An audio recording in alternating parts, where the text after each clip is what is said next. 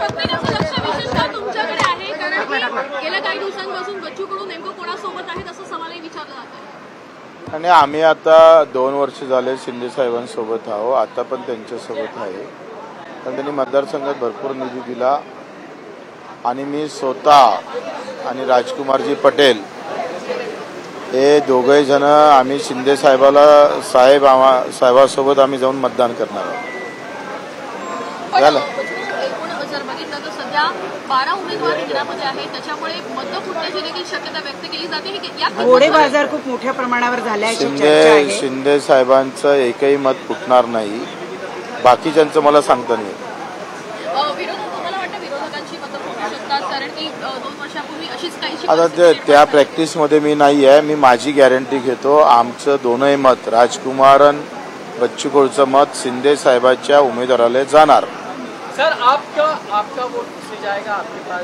मेरा वोट शिंदे साहब को जाएगा. दोनों भी उम्मीदवार विदर्भ के हैं, भावनाताई गौड़ी और तुमाने, तो उनके जाएगा दोनों वोट.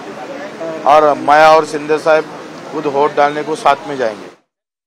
तर बच्चू कडू हे माध्यमांशी बोलत होते.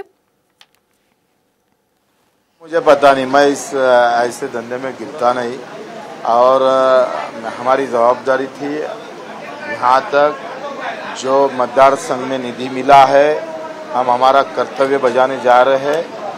जिन्होंने हमारे मतदार संघ में ये सरकार के अंदर जितना निधि मिला इतना कभी मिला नहीं था और ये हमारा कर्तव्य रहेगा कि हम शिंदे साहब को उस निधि के ऋण में अभी हम ये वोट देने जा रहे हैं. क्या लगता है, आपका अनुमान क्या है, कौन विजयी होगा, कौन हारेगा?